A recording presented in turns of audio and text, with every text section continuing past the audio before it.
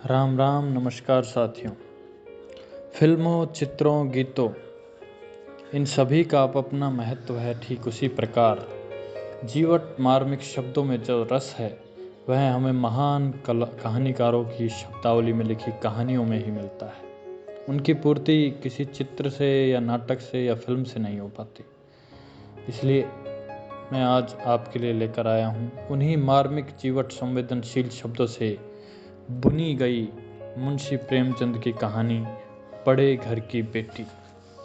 तो चलिए शुरू करते हैं बड़े घर की बेटी कहानी मुंशी प्रेमचंद के शब्दों में और मेरी आवाज़ में। बेनी माधव सिंह गौरीपुर गांव के जमींदार और नंबरदार थे। उनके पितामह किसी समय बड़े धन धान्य संपन्न थे। गांव का पक्का तालाब और मंदिर, जिनकी अब मरम्मत भी मुश्किल थी, उन्हीं के कीर्ति स्तंभ थे। कहते हैं इस दरवाजे पर हाथी झूमता था। अब उसकी जगह एक बूढ़ी भैंस थी जिसके शरीर में अस्थि पंजर के सिवा और कुछ शेष न रहा था, पर दूध शायद बहुत देती थी, क्योंकि एक न एक दिन आदमी हांडी लिए उसके सिर पर सवार ही रहता था। बेनी माधव सिंह अपनी आधी से अधिक संपत्ति वकीलों को भेंट कर चुके थे। उनकी वर्तमान आय 1000 रुपये वार्षिक से अधिक न थी। ठाकुर साहब के 2 बेटे थे। बड़े का नाम श्रीकंठ था। उसने बहुत दिनों के परिश्रम और उद्योग के बाद बीए की डिग्री प्राप्त की थी। अब एक दफ्तर में नौकर था। छोटा लड़का लाल बिहारी सिंह दोहरे बदन का सजीला जवान था। भरा हुआ मुखड़ा, चौड़ी छाती, भैंस का 2 सेर ताज़ा दूध वह सवेरे उठकर पी जाता था। श्रीकंठ की दशा बिल्कुल विपरीत थी। इन नेत्रप्रिय गुणों को उन्होंने बीए इन्हीं 2 अक्षरों पर न्योछावर कर दिया था। इसी से वैदिक ग्रंथों पर उनका विशेष प्रेम था। आयुर्वेद पर उनका अधिक विश्वास था। शाम सवेरे उनके कमरों से प्राय खरल की सुरीली कर्ण मधुर ध्वनि सुनाई दिया करती थी। लाहौर और कलकत्ते के वैद्यों से बड़ी लिखा पड़ी रहती थी। श्रीकंठ इस अंग्रेजी डिग्री के अधिपति होने पर भी अंग्रेजी सामाजिक प्रथाओं के विशेष प्रेमी न थे, बल्कि वह बहुधा बड़े जोर से उसकी निंदा और तिरस्कार करते थे। इसी से गांव में उनका बड़ा सम्मान था।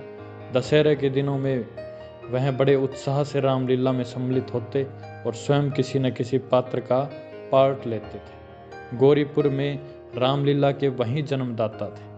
प्राचीन हिंदू सभ्यता का गुणगान उनकी धार्मिक प्रधानता का अंग था। सम्मिलित कुटुंब के तो वह एकमात्र उपासक थे।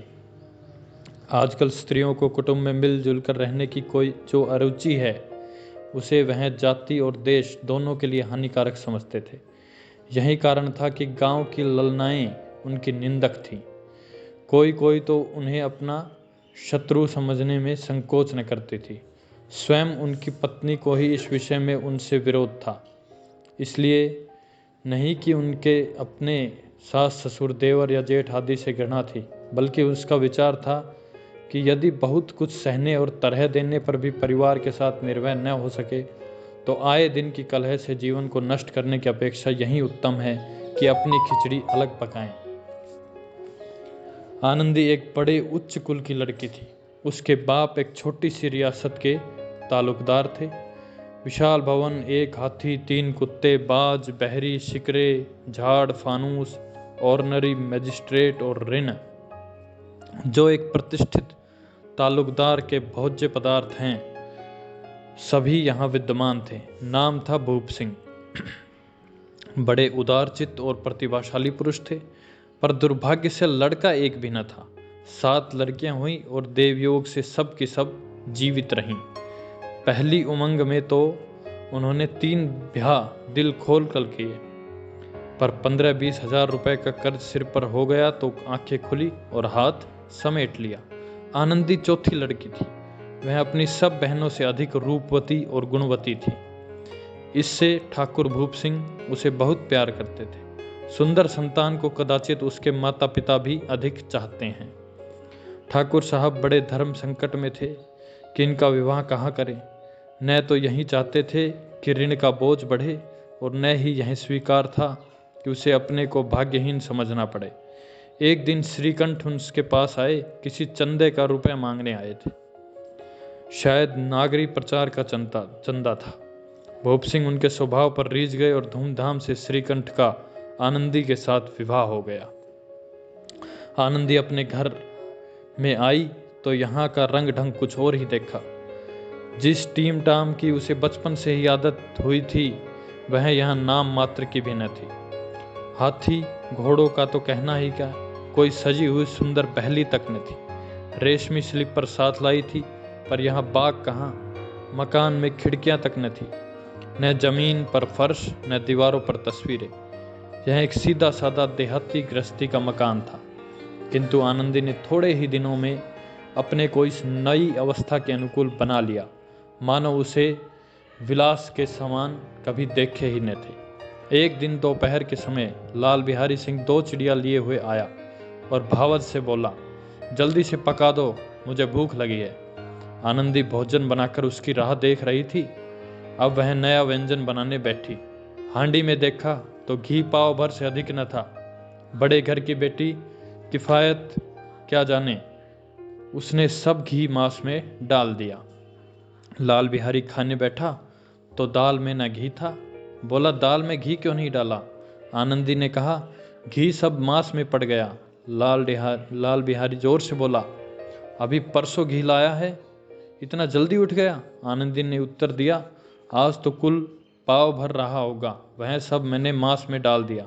जिस तरह सूखी लकड़ी जल्दी से जल उठती है, उसी तरह शुदा से बावला मनुष्य जरा सी बात पर तिनक जाता है। लाल बिहारी को भावज की यह डिठाई बहुत बुरी मालूम हुई। तिनक कर बोला, मायके में चाहे घी की नदी बहती हो, स्त्री गालियां सह सकती हैं, मार भी सह लेती हैं, पर मायके की निंदा उनसे नहीं सही जाती। आनंदी मुंह फेर कर बोली, हाथी मरा तो भी 9 लाख का, वहां इतना घी नित्य नाई कहार खा जाते हैं। लाल बिहारी जल गया, थाली उठाकर पटक दी और बोला, जी चाहता है जीभ पकड़कर खींच लूं। आनंदी को भी क्रोध आ गया, मुंह लाल हो गया। बोली, वह होते तो आज इसका मजा चखाते। अब अपड़ उज्जड़ ठाकुर से न रह गया। उसकी स्त्री एक साधारण जमींदार की बेटी थी। जब जी चाहता था उस पर हाथ साफ कर लिया करता था। खड़ाऊं उठाकर आनंदी की ओर जोर से फेंकी और बोला, जिसके गुमान पर भूली हुई हो उसे भी देखूंगा और तुम्हें भी। आनंदी ने हाथ से खड़ाऊ रोकी। सिर बच गया पर अंगुली में बड़ी चोट आई। क्रोध के मारे हवा से हिलते पत्ते की भांति कांपती हुई अपने कमरे में आकर खड़ी हो गई। स्त्री का बल और साहस, मान और मर्यादा पति तक है। उसे अपने पति के ही बल और पुरुषत्व पर घमंड था। आनंदी खून का घूंट पीकर रह गई। श्रीकंठ सिंह शनिवार को घर आया करते थे। बृहस्पतिवार को यही घटना हुई थी। 2 दिन तक आनंदी कोप भवन में रही, न कुछ खाया न कुछ पिया, उनकी बाट देखती रही। अंत में शनिवार को वह नियमानुकूल संध्या समय पर घर आए और बाहर बैठकर कुछ इधर उधर की बातें, कुछ देशकाल संबंधी समाचार और कुछ नए मुकदमों आदि की चर्चा करने लगे। यह वार्तालाप 10 बजे रात तक होता रहा। गांव के भद्र पुरुषों को इन बातों में ऐसा आनंद मिलता था कि खाने पीने की भी सुधि न रहती थी। श्रीकंठ को पिंड छुड़ाना मुश्किल हो जाता था। 2-3 घंटे आनंदी ने बड़े कष्ट से काटे। किसी तरह भोजन का समय आया, पंचायत उठी, एकांत हुआ तो लाल बिहारी ने कहा, भैया आप जरा भाभी को समझा दीजिएगा कि मुंह संभाल कर बातचीत किया करें, नहीं तो एक दिन अनर्थ हो जाएगा। बेनी माधव सिंह ने बेटे की ओर साक्ष्य दी, हाँ, बहू बेटियों का यह स्वभाव अच्छा नहीं कि मर्दों के मुंह लगे। लाल बिहारी बड़े घर की बेटी है तो हम भी कोई कुर्मी कहार नहीं। श्रीकंठ ने चिंतित स्वर से पूछा, आखिर बात क्या हुई? लाल बिहारी ने कहा, कुछ भी नहीं, यूं ही आप उलझ पड़ी। मायके के सामने हम लोगों को कुछ समझती ही नहीं। श्रीकंठ खा पीकर आनंदी के पास गए। वह भरी बैठी थी। यह हजरत भी कुछ तिखे थे। आनंदी ने पूछा, चित्त तो प्रसन्न है? श्रीकंठ बोले, बहुत प्रसन्न है, पर तुमने आजकल घर में यह क्या उपद्रव मचा रखा है? आनंदी की तेवरियों पर बल पड़ गए। झुंझलाहट के मारे बदन में ज्वाला सी दहक गई। बोली, जिसने तुमसे यह आग लगाई है उसे पाऊं मुंह जुलस दूं? श्रीकंठ इतनी गर्म क्यों होती हो? बात तो कहो। आनंदी, क्या कहूँ? यह मेरे भाग्य का फेर है। नहीं तो गंवार छोकरा जिसको चपरासीगिरी करने का भी शऊर नहीं, मुझे खड़ाऊ से मारकर यो न करता। श्रीकंठ, सब हाल साफ साफ कहो तो मालूम हो, मुझे तो कुछ पता ही नहीं। आनंदी, परसों तुम्हारे लाडले भाई ने मुझसे मांस पकाने को कहा। घी हांडी में पाव भर से अधिक न था। वह सब मैंने मांस में डाल दिया। जब खाने बैठा तो कहने लगा दाल में घी क्यों नहीं है। बस इसी पर मेरे मायके को बुरा भला कहने लगा। मुझसे रहा न गया। मैंने कहा कि वहाँ इतने घी तो नाई कहार खा जाते हैं और किसी को भी जान नहीं पड़ता। बस इतनी सी बात पर इस अन्यायी ने मुझ पर खड़ाऊ फेंक मारी। यदि हाथ से न रोक लूँ तो सिर फट जाए। उसी से पूछो मैंने जो कुछ कहा है वह सच है या झूठ। श्रीकंठ की आंखें लाल हो गई। बोले, यहाँ तक हो गया इस छोकरे ने यह साहस? आनंदी स्त्रियों के स्वभाव अनुसार रोने लगी, क्योंकि आंसू उनकी पलकों पर रहते हैं। श्रीकंठ बड़े धैर्यवान और शांति पुरुष थे। उन्होंने कदाचित ही कभी क्रोध आता था। स्त्रियों के आंसू पुरुष की क्रोधाग्नि भड़काने में तेल का काम करते हैं। रात भर करवटें बदलते रहे। उद्विग्नता के कारण पलक तक नहीं झपकी।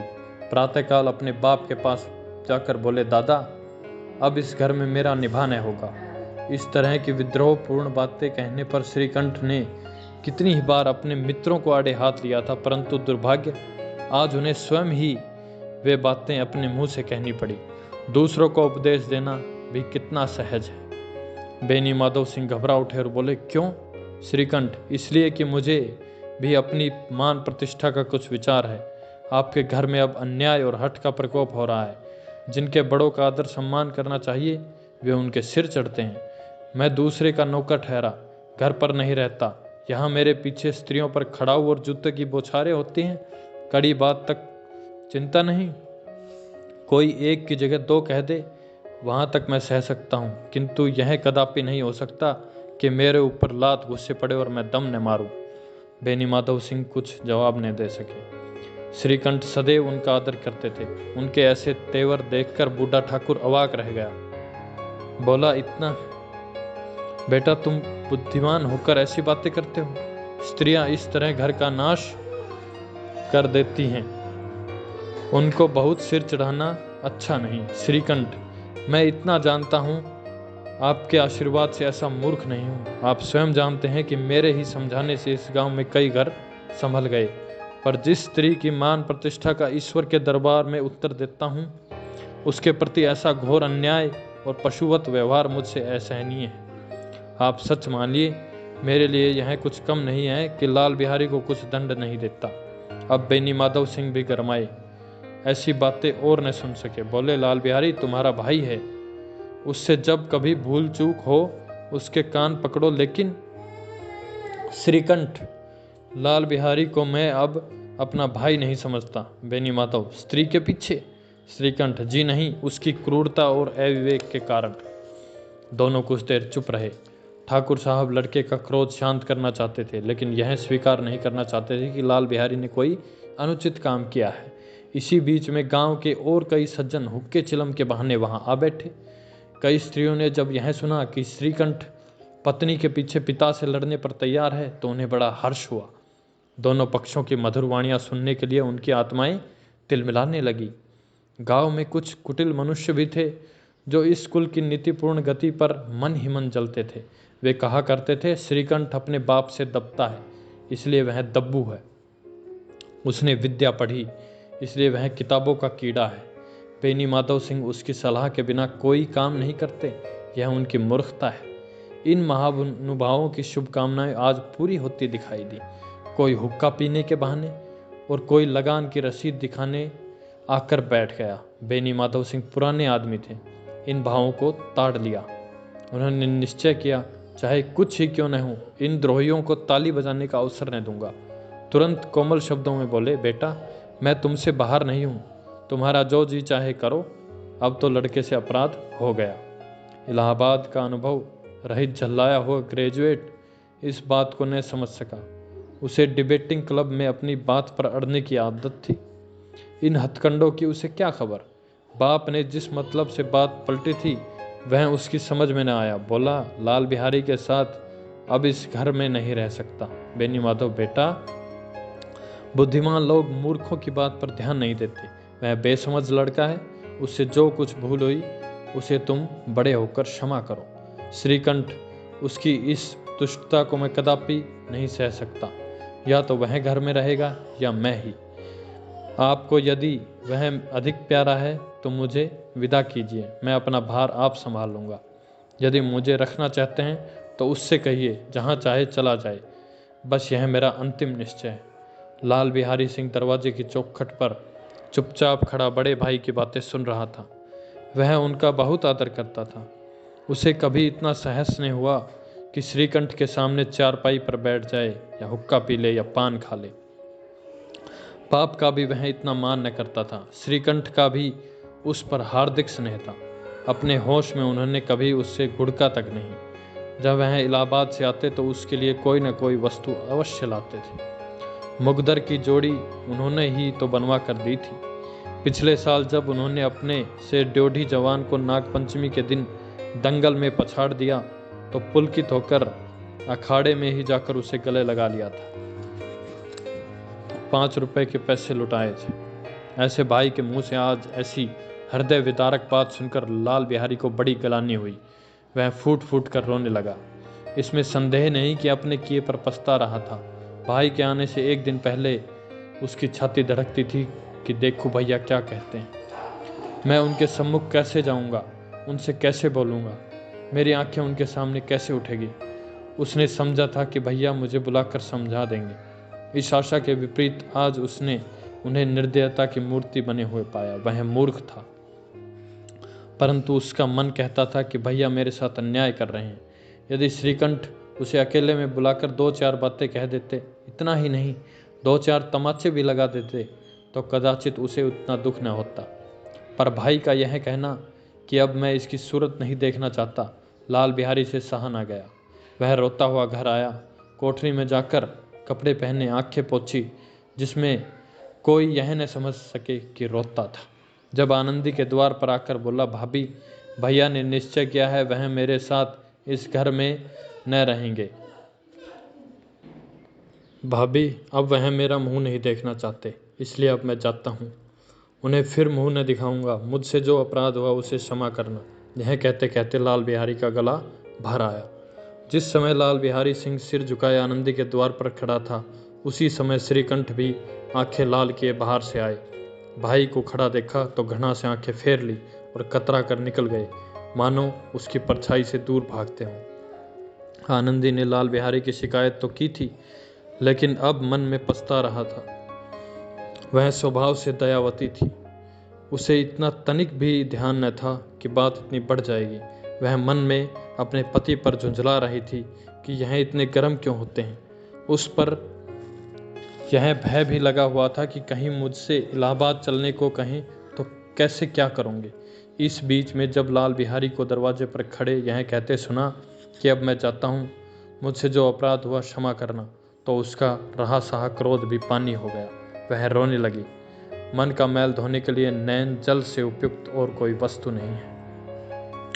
श्रीकंठ को देखकर आनंदी ने कहा, लाला बाहर खड़े बहुत रो रहे हैं। श्रीकंठ, तो मैं क्या करूं? आनंदी, भीतर बुला लो, जीभ में आग लगे, मैंने कहाँ से यह झगड़ा उठाया। श्रीकंठ, मैं न बुलाऊंगा। आनंदी, पछताओगे, उन्हें बहुत गलानी हो गई है, ऐसा न हो कहीं चल दे। श्रीकंठ न उठे। इतने में लाल बिहारी ने फिर कहा, भाभी, भैया से मेरा प्रणाम कह दो। वह मेरा मुंह नहीं देखना चाहते, इसलिए मैं भी अपना मुंह न दिखाऊंगा। लाल बिहारी इतना कहकर लौट पड़ा और शीघ्रता से दरवाजे की ओर बढ़ा। अंत में आनंदी कमरे से निकली और उसका हाथ पकड़ लिया। लाल बिहारी ने पीछे फिर कर देखा और आंसू भरे आंखों से बोला, मुझे जाने दो। आनंदी, कहाँ जाते हो? लाल बिहारी, जहाँ कोई मेरा मुंह न देखे। आनंदी, मैं न जाने दूंगी। लाल बिहारी, मैं तुम लोगों के साथ रहने योग्य ही नहीं हूँ। आनंदी, तुम्हें मेरी सौगंध, अब एक पग भी आगे न बढ़ाना। लाल बिहारी, जब तक मुझे यह मालूम न हो जाए कि भैया का मन मेरी तरफ से साफ हो गया, तब तक मैं इस घर में कदापि न रहूँगा। आनंदी, मैं ईश्वर को साक्षी देखकर कहती हूँ कि तुम्हारी ओर से मेरे मन में तनिक भी मैल नहीं। अब श्रीकंठ का हृदय भी पिघला। उन्होंने बाहर आकर लाल बिहारी को गले लगा लिया। दोनों भाई खूब फूट फूट कर रोए। लाल बिहारी ने सिसकते हुए कहा, भैया अब कभी मत कहना कि तुम्हारा मुंह न देखूंगा। इसके सिवा आप जो दंड देंगे मैं सहर्ष स्वीकार करूंगा। श्रीकंठ ने कांपते हुए स्वर में कहा, लल्लू इन बातों को बिल्कुल भूल जाओ। ईश्वर चाहेगा तो फिर ऐसा अवसर न आवेगा। बेनी माधव सिंह बाहर से आ रहे थे। दोनों भाइयों को गले मिलते देखकर आनंद से पुलकित हो गए। बोल उठे, बड़े घर की बेटियां ऐसी ही होती हैं, बिगड़ता हुआ काम बना देती हैं। गांव में इस वृतांत को जिसने भी सुना उसी ने इन शब्दों में आनंदी की उदारता को सहारा। बड़े घर की बेटियां ऐसी ही होती हैं। धन्यवाद। तो कैसी रही ये कहानी? अगर आपको कहानी पसंद आई तो चैनल को लाइक और सब्सक्राइब करें और ऐसी ही कहानियाँ रोज़ाना सुनने के लिए हमारे चैनल से जुड़े रहें। धन्यवाद।